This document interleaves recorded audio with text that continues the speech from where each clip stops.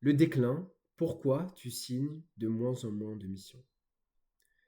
Il y a énormément de freelances qui viennent me voir, notamment dans notre communauté gratuite School Freelance Heroes, que tu peux trouver en description. Il y a énormément de freelances qui viennent me voir pour me dire: Salim, je ne comprends pas. Tout se passait bien au début de mon activité. J'avais des missions qui étaient plutôt longues. Ça se passait trop bien. Donc j'avais de bons revenus. J'avais des missions limite qui venaient à moi. Très souvent, c'est grâce au bouche à oreille, hein, ou à la chance. Enfin bref. Et aujourd'hui, ils se retrouvent avec pas ou plus de missions, enfin avec moins ou plus de missions, sans comprendre pourquoi. Et ça, c'est terrible. Les conséquences, elles sont terribles. Parce que du coup, il y en a beaucoup qui étaient montés tellement haut, qui étaient tellement dans une bercée d'illusions, qui étaient dans leur zone de confort, qu'ils n'ont pas anticipé ce qui allait arriver. Ils pensaient que ça allait toujours durer. Les choses, malheureusement, dans la vie ne durent jamais très longtemps. Il faut toujours, toujours anticiper, se préparer à toutes les éventualités. D'accord? Et le freelancing ne déroge pas à cette réalité-là. Donc, on observe de moins en moins de demandes, moins de réponses, on a moins de oui, alors qu'avant, peut-être, c'était beaucoup plus facile. Voilà. Tu continues à faire ce qui marchait, donc tu t'es dit, bah, avant, ce que je faisais, c'était telles actions, ça marchait bien, je continue, donc je vais continuer à les faire. Sauf que les choses, encore une fois, elles changent, et il faut toujours se renouveler. De peur d'être rattrapé, encore une fois, par la réalité. Parce qu'aujourd'hui, il y a beaucoup de choses qui marchaient beaucoup à l'époque, il y a même quelques mois, quelques années de cela, qui aujourd'hui ne sont plus d'actualité, ne fonctionnent pas. D'accord? Et le problème, c'est que tu te dis peut-être que c'est passager, que voilà, c'est normal d'avoir des phases un peu plus down, d'être dans le creux de la vague, sauf que ça dure trop longtemps. Et si ça dure trop longtemps, c'est pas bon signe.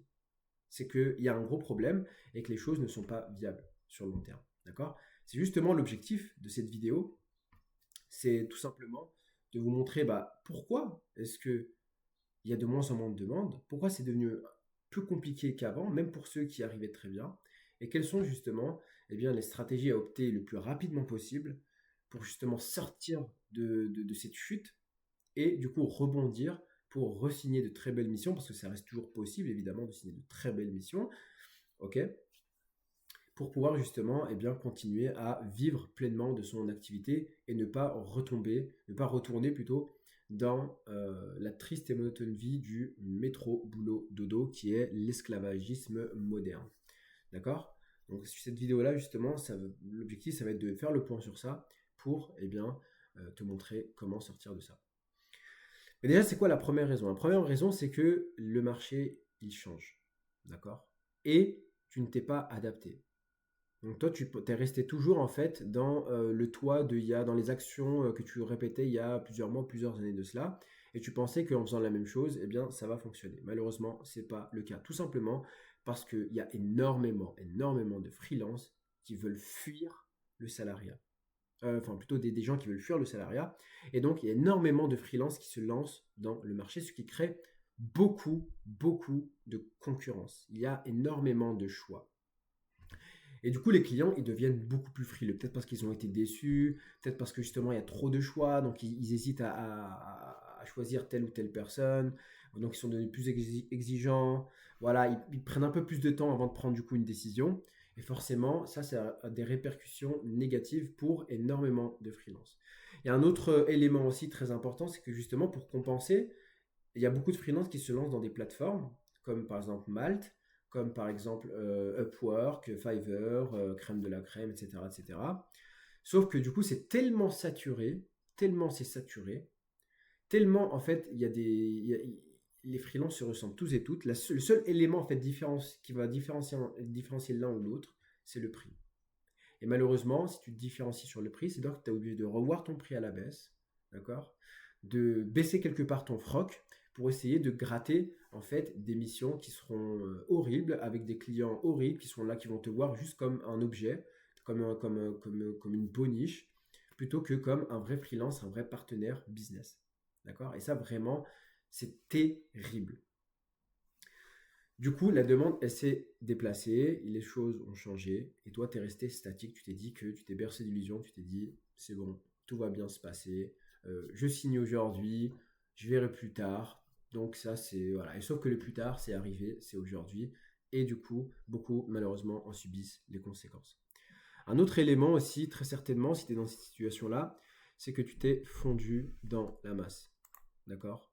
Tu t'es fondu dans la masse, tout simplement parce que ton offre, elle est floue ou générique. Donc en fait, tu pensais, à une époque, tu pouvais avoir une offre qui n'était pas non plus oufissime, super différenciante, parce qu'il n'y avait pas beaucoup de concurrence. En fait, si tu veux, à l'époque, donc il y a quelques années de cela, si tu veux, même si ton offre n'était pas incroyable, eh bien, c'était pas grave.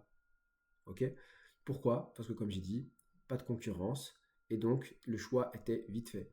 Aujourd'hui, c'est plus du tout la même chose. Comme j'ai dit juste avant, il y a de plus en plus de freelance, et en fait, les offres, elles se ressemblent toutes et tous. Toutes les offres se ressemblent. Du coup, les freelances, ils n'ont plus de positionnement. On ne sait pas qu'est-ce qu'ils font exactement. Ils sont généralistes.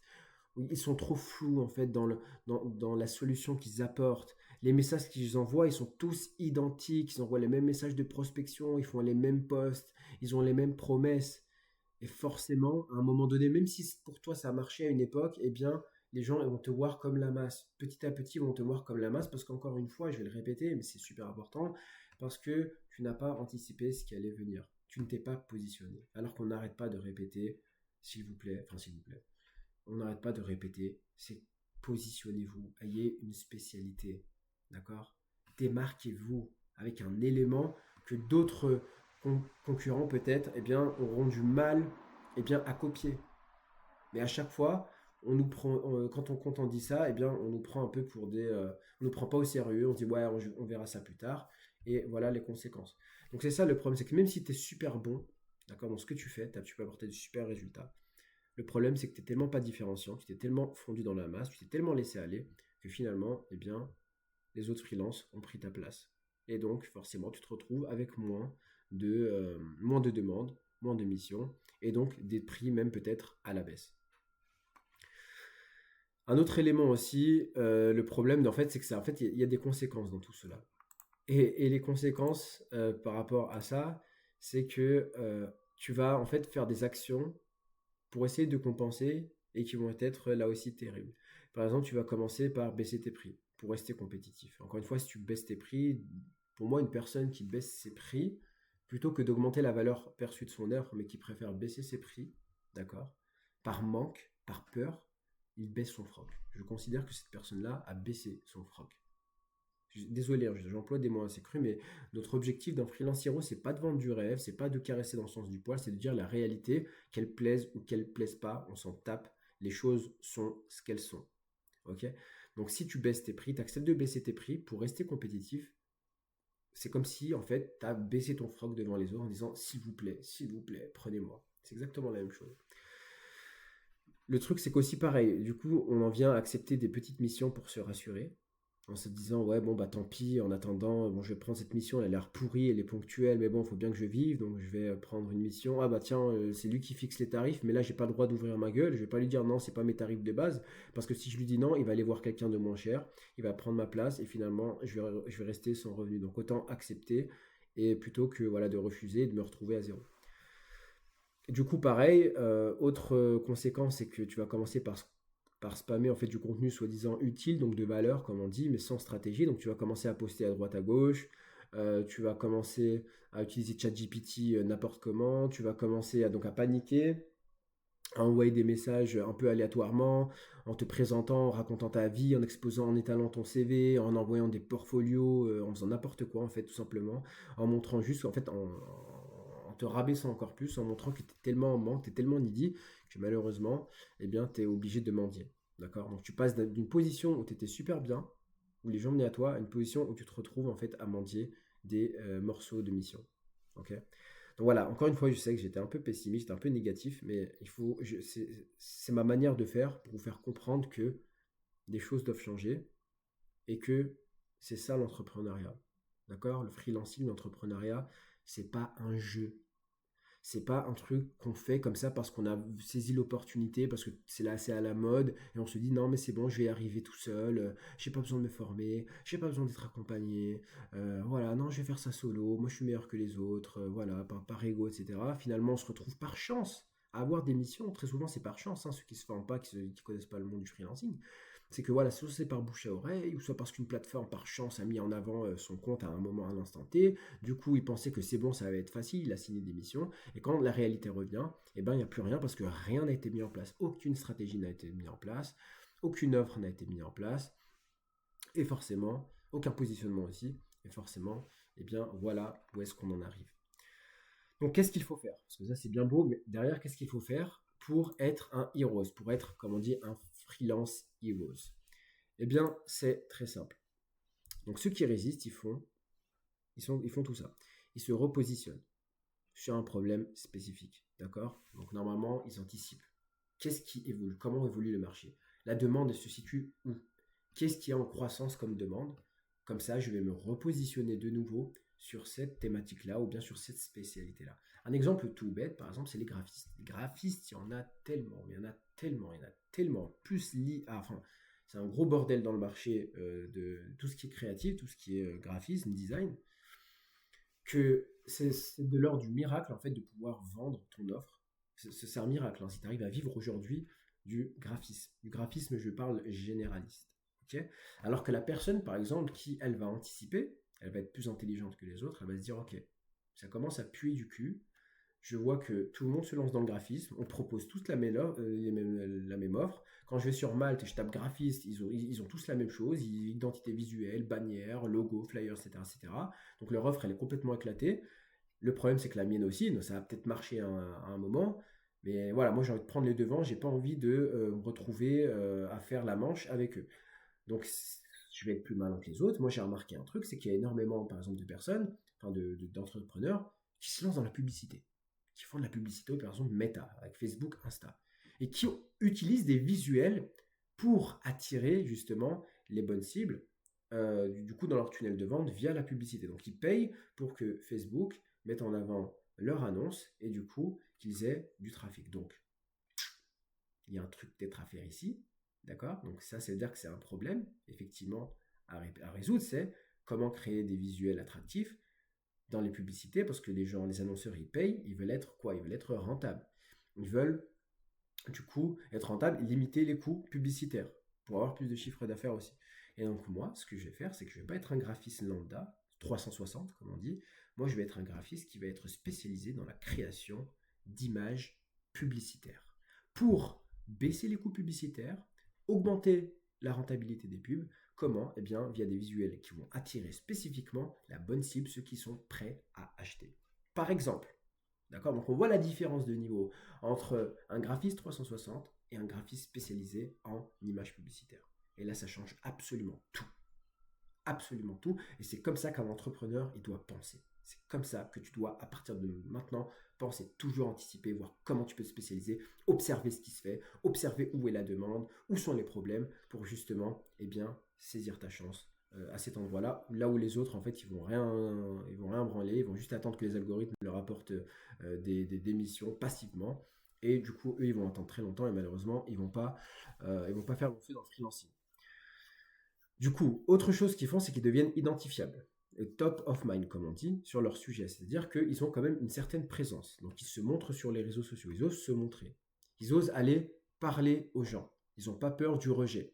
Ils osent aller prospecter, aller essayer de voir si leur offre va fonctionner ou pas. Ils vont directement récupérer des insights. C'est-à-dire qu'au lieu de rester dans des hypothèses, ils vont tester directement sur le front si leur offre, par exemple, fonctionne ou pas. Donc, ils vont aller prospecter, même peut-être des inconnus, ils vont aller essayer de discuter, ils vont essayer de faire des appels d'audit stratégique gratuits pour justement eh bien, en savoir plus sur la psychologie de leur cible. Ils vont aller poster du contenu stratégique avec des call to action pour en discuter, toujours en discuter, pour pouvoir justement alimenter leur base de connaissances, revoir leur offre si besoin, revoir leur prospection, leur message, leur poste, et derrière comprendre où est le vrai besoin de leurs clients. Donc c'est comme ça que s'y prennent les vrais entrepreneurs. Je ne parle pas des freelances qui sont en train de jouer et qui ne vont pas faire long feu. Okay, ils construisent une machine de demande. Donc, ils font du contenu, ils ont une stratégie de contenu ou de prospection qui est bien rodée, d'accord? Ils organisent, comme je dis très souvent, des appels, même gratuits, juste pour essayer de comprendre les besoins de leur cible et derrière, eh bien, anticiper et créer une offre irrésistible. Donc, ils disent aussi non, ils savent dire non à ce qui les freine, pour dire oui à ce qui les fait croire. Donc, ils n'acceptent pas n'importe quelle mission bêtement, ok, quitte à passer pour un mendiant ou un freelance de bas de gamme. Non, un freelance qui gère, il est capable de fixer ses conditions, peu importe ce qu'il se passe. Peu importe s'il est dans la douleur ou pas, il sait dire non, il sait fixer ses conditions, il sait assumer ses tarifs jusqu'au bout pour pouvoir justement faire partie des top freelances très demandés qu'on va supplier pour travailler même avec des tarifs très élevés. D'accord? Donc vraiment, pour résumer, c'est super, super important que vous fassiez tout ça. Donc c'est pas juste une crise, c'est vraiment un vrai changement de marché, ça vient très souvent. Donc je pense que d'ici la fin de l'année, ça va être encore pire parce qu'en septembre, tous les freelances vont débouler sur le marché parce qu'ils vont en avoir marre du travail. Ou alors ceux qui étaient en vacances pendant l'été, ils vont tous revenir mendier en septembre. Ça va vraiment être un gros, gros bordel. D'accord? Donc ceux qui survivent, c'est vraiment ceux qui s'adaptent, ceux qui anticipent, ceux qui ont toujours une longueur d'avance. Et malheureusement, si c'est pas de base ton truc, tout ce qui est stratégie, tout ce qui est marketing, eh bien ça va être très compliqué pour toi de réussir. Donc il y en a beaucoup qui refusent d'être accompagnés, qui refusent de se former, souvent par ego, c'est pas juste parce qu'une question de budget ou autre, c'est très souvent par ego de se dire non, j'ai pas besoin de ça, je vais y arriver tout seul. Sauf que c'est impossible, surtout de nos jours, de réussir dans l'entrepreneuriat sans être formé, sans être accompagné. C'est vraiment impossible. C'est comme si tu allais dire, je sais pas moi, un médecin d'opérer quelqu'un, d'opérer le cœur de quelqu'un, alors que finalement, il ne s'est jamais formé à la chirurgie, à la cardiologie. Lui, il est généraliste, donc ça, il peut pas le faire. Mais voilà, il va essayer de le faire, il va se casser la gueule. C'est pas possible. Il va tuer la personne. C'est exactement la même chose pour le freelancing, pour l'entrepreneuriat. D'accord? Arrêtez de faire des choses à l'aveuglette. Arrêtez de faire des choses parce que vous voyez à droite, à gauche, ou en essayant de gratter un maximum de contenu. C'est pas comme ça que fonctionne l'entrepreneuriat. Ok? Il faut être stratégique. Il faut être mathématique. D'accord? Il faut comprendre un minimum le marketing, comprendre la psychologie humaine, comprendre pourquoi les gens disent oui, pourquoi ils disent non, pourquoi ils achètent, pourquoi ils n'achètent pas, comment devenir le numéro 1 sur son marché, comment faire avoir une présence en ligne forte, etc. etc. Quoi qu'il en soit, moi ce que je t'invite à faire aujourd'hui, c'est vraiment déjà dans un premier temps de rejoindre notre communauté School, donc qui est gratuite, qui s'appelle Freelance Heroes, ok, où à l'intérieur déjà on est plus de 700 heroes qui nous ont rejoints. On vraiment rentre plus dans les détails justement dans comment mettre en place un système de vente automatisé et surtout stable qui ramène des missions chaque mois de manière prévisible sans toujours rencontrer ce fameux un coup je signe, un coup je signe plus, je sais pas quand est-ce que je vais signer, c'est trop imprévisible, etc. etc. Vraiment, on a mis à l'intérieur toutes les ressources utiles. Donc des formations, on t'offre aussi l'accès à la formation Malt Boost, d'accord, qui est à la base qui a une valeur de plus de 400 euros, 497 il me semble. On te l'offre dès que tu nous rejoins, que tu te présentes. Et vraiment à l'intérieur, tout ce qu'on te dit te permettra en fait d'optimiser ton profil Malte, de le rendre vraiment super persuasif pour que tu aies des demandes automatiques chaque mois idéalement dessus. D'accord? Donc tu peux nous rejoindre, le lien est en description. J'espère que cette vidéo vous a été un petit peu utile et j'espère surtout qu'elle vous a un peu éveillé. Donc voilà, je vous dis à très bientôt, à votre succès. Ciao.